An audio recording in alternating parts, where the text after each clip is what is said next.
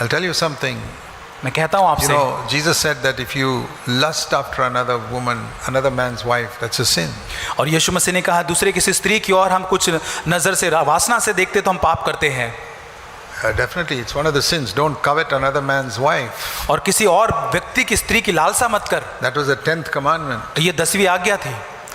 So, when you're comparing your wife's cooking with somebody else's wife, जब अपनी पत्नी का खाना पकाना और दूसरी किसी के साथ स्त्री के साथ आप उसकी तुलना करते हैं, you're actually close to disobeying the 10th commandment. आप परमेश्वर की आज्ञा जो है उसकी अनाज्ञाकारिता करने के बहुत नजदीक है। You're wishing that person's wife could be your wife.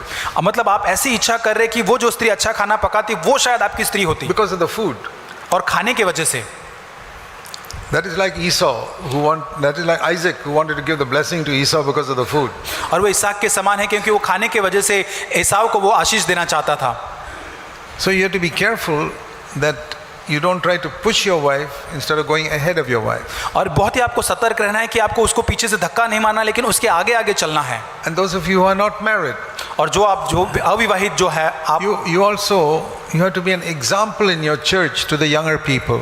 और आपके कलीसिया के अंदर जो आपसे छोटे उनके लिए आपको एक उदाहरण बनना है। You know, and many people like to be an elder in a church. और बहुत सारे चीजों को लोगों को पसंद है कि एक प्राचीन बनना। They like, oh, Brother Zach can appoint me as an elder of this church. और उनको अच्छा लगता है, ये पसंद आता है कि ब्रदर जैक मेरे पर हाथ रख के मुझे प्राचीन की दीक्षा दे। So one day in my church, और एक दिन मेरे कलीसिया में बैंगलोर में I lifted up my hand and I said, I'm appointing all of you people as elders. और मैंने अपने हाथ को उठाकर कहा कि मैं सारे लोगों को एल्डर आज प्राचीन बनाने जा रहा हूँ। You're all from today onwards elders to everybody younger than you. और मैंने उनको कहा कि आपसे जो जवान है उन सारे भाइयों के लिए आप आज से प्राचीन हैं। Are you 15 years old? क्या 15 साल के हैं? You are an elder to all those 10-year-olds and 11-year-olds and 12-year-olds. Be a good example to तो them. आप 10 साल के, 12 साल के, 13 साल के जो सारे बच्चे उनके लिए आप प्राचीन हैं, उनके लिए आप अच्छा उदाहरण बने। Are you 10 years old? आप 10 साल के हैं? You're also an elder to all those 5-year-olds and 6-year-olds. तो आप भी एक प्राचीन है और 5-6 साल के जो बच्चे उनके लिए। You all wanted to be elders, no? Now you're all elders. और आपको प्राचीन ही बनना था ना, अभी आप प्राचीन हैं। Be a good example to all those younger to you. जो आपसे छोटे उन सबों के लिए एक अच्छा उदाहरण आप बने। Who cannot be an elder like that?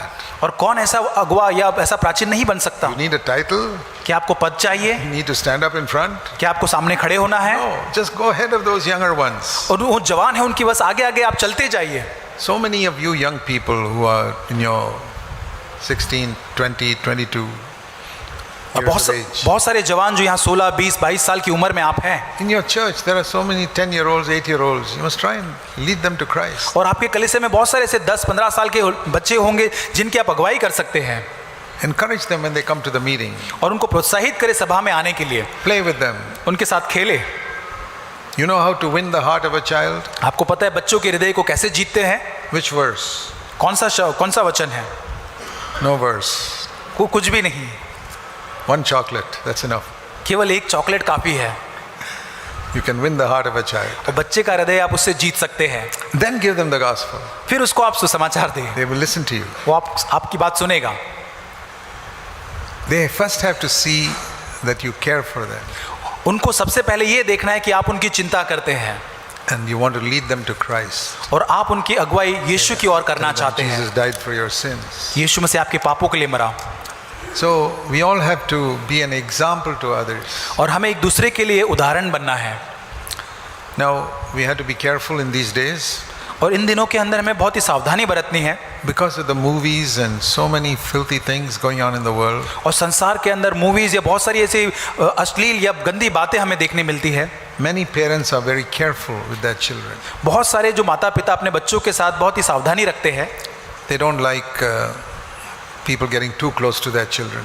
वे नहीं चाहते कि उनके और लोग उनके बच्चे के करीब आए। We have to be careful that we don't pick up little girls.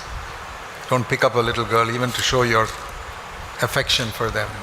और हम बहुत ही हमें सावधानी रखना है कि छोटे बच्ची को जो लड़की है उनको उठाना नहीं है ताकि हमारी भावनाओं को दिखा सके। Parents may not like it. और शायद माता पिता को पसंद नहीं आएगा। You may be doing it out of love. आप प्रेम के कारण उस बात को You have करते to be होंगे, very wise. लेकिन बुद्धिमानी से करें। Because these days are such लेकिन ये दिन ऐसे हैं that we have to be very careful. हमें बहुत ही सावधानी रखनी But you है। can show your affection to a child without even touching it. और एक बच्चों को आप अपने वो भावनाओं को बिना उसे छुए बता सकते हैं. Show them affection by giving them a little gift or telling them. और उनको आप प्रेम बताएं, Then you उनको can tell them about कुछ Jesus. गिफ्ट दे के या कुछ उनको बोलते हुए. So that is how I say all of you can be elders to younger people. और इस प्रकार से आप कई सारे आपसे छोटे जो है उनके आप प्राचीन बन सकते हैं. Jesus was an elder by example. और यीशु मसीह उदाहरण के द्वारा उनका प्राचीन था. When it says a good shepherd goes in front of the sheep, और जैसे कहता है कि एक अच्छा चरवाहा भेड़ों के आगे आगे चलता है, what the shepherd is saying is follow me. चरवाहा क्या कहने की कोशिश करे कि मेरा अनुसरण करो. Go in the way I am going. और जिस दिशा में मैं जा रहा हूँ उस रास्ते में आप चलो. And I will lead you to a good place where you can eat good food. और मैं आपको ऐसे एक अच्छी जगह पर लेके जाऊंगा जहां तुम अच्छा भोजन कर सको. That is what a shepherd does for the sheep. और यही एक चरवाहा अपने भेड़ों के लिए करता है. So your example must be such that you can draw people closer to Jesus Christ. और आप ऐसे उदाहरण के रूप में जिए ताकि लोगों को यीशु मसीह के और करीब आप ला सके. So don't think first of all of preaching.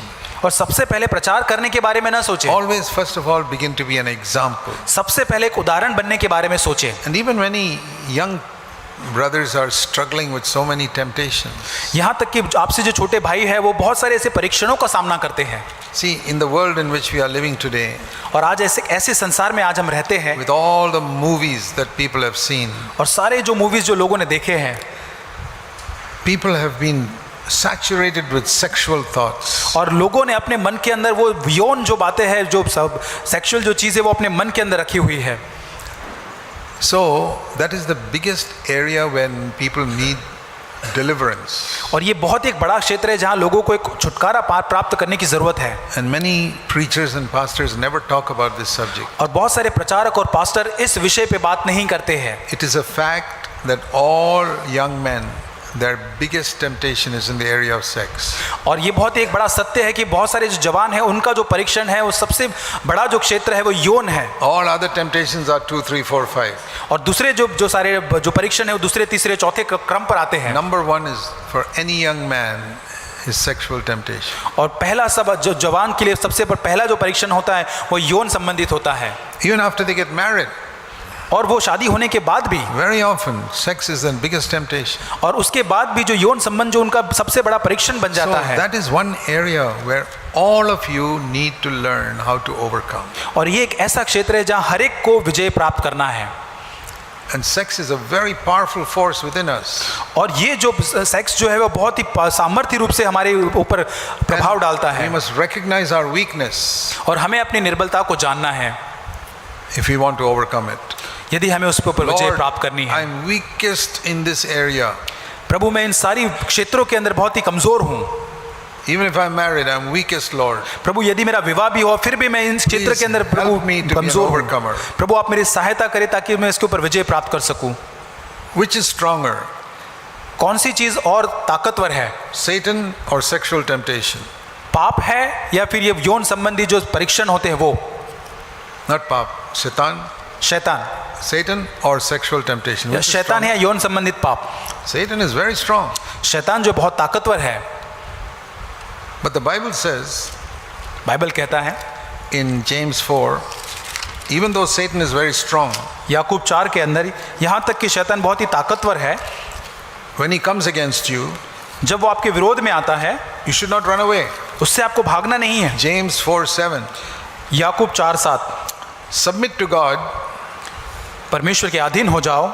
and when the devil comes, don't run away. Resist him. और जब शैतान आता है भाग मत जाओ, उसका सामना करो. He will run away from you. और तो वो शैतान तुमसे भाग जाएगा. You saw that verse? आपने इस वचन को देखा? Very important verse. बहुत ही महत्वपूर्ण वचन है. When Satan comes against you, जब शैतान आपके विरोध में don't आता be है afraid. आप डरे नहीं. He has no weapon with which to attack you. उसके पास ऐसा कोई हथियार नहीं जिसके ऊपर वो आपके ऊपर आक्रमण You कर got a सके. weapon, he has no weapon. आपके पास एक हथियार है, उसके पास नहीं है. His weapons were all taken away on the cross. और क्रूस के ऊपर उसके सारे हथियार ले लिए गए हैं. They are with you now. अब वो हमारे पास The है. name of Jesus. यीशु मसीह का नाम है. Resist him. उसका सामना करें. And it doesn't say he might flee from you. He will definitely flee और from you. यहाँ पे लिखा नहीं, ऐसा नहीं लिखा कि वो शायद वहां से भाग जाएगा, लेकिन निश्चय रूप से वो आपसे भाग जाएगा. So that you're stronger than the devil. इसका मतलब कि आप शैतान से ताकतवर है। The only time the devil gets power over you is if you got a bad conscience, some unconfessed sin in your life. और जब शैतान तभी आप पर वो ताकत कर सकता है जब आपके पास एक बुरा विवेक है और ऐसे कोई पाप जिसके ऊपर आपने कबूल नहीं किया। I'm not saying perfect, but if all sin has been confessed to the Lord, और मैं सिद्धता की बात नहीं कर रहा, लेकिन हर एक पाप अगर यदि आपने मान लिया है, when the devil comes, you don't have to be afraid. जब शैतान आता है तब आपको डरने की जरूरत नहीं Think है। of the devil coming against you, सोच के देखिए जब शैतान आ रहा है आपके विरोध में and you don't run away. और आप वहां से भागते नहीं, Resist him in the name of Jesus. और यीशु के नाम से उसका सामना करते हैं, Saying, Satan, you were defeated on the cross. और कहते हैं शैतान तू वो क्रूस के ऊपर हराया गया I है, resist you not in my strength, in the name of Jesus और Christ. मेरे सामर्थ्य से नहीं लेकिन यीशु के नाम से मैं तेरा सामना करता हूँ। Every single time he will flee from you. और हर बार वो वहां से आपसे भाग जाएगा। So when you and Satan, who runs away? आप और शैतान जब होते तब कौन भागता If है? your conscience is clear, आपका विवेक यदि शुद्ध है, Satan will run away. शैतान भाग जाएगा। You don't run away. आप भागते You नहीं, resist him. आप उसका सामना करते हैं। But when you're tempted with immorality, लेकिन अनैतिकता के संबंध में जब आपका परीक्षण होता है, 1 Corinthians 6, पहला कुरिन्ती 6 अध्याय, when you're tempted with some sexual temptation, और यहाँ पे यौन संबंधी जब परीक्षण से आपका परीक्षण होता है, 1 Corinthians chapter 6 पहला कुरिन्तियों 6 अध्याय and verse 18, 18 वचन, flee from immorality. व्यभिचार से बचे रहो। So that means some temptation comes with the sexual temptation. यौन संबंधित कोई भी ऐसा परीक्षण जो आपके सामने आता है, What should you do? हमको क्या करना है? Resist it? उसका सामना करना है? No.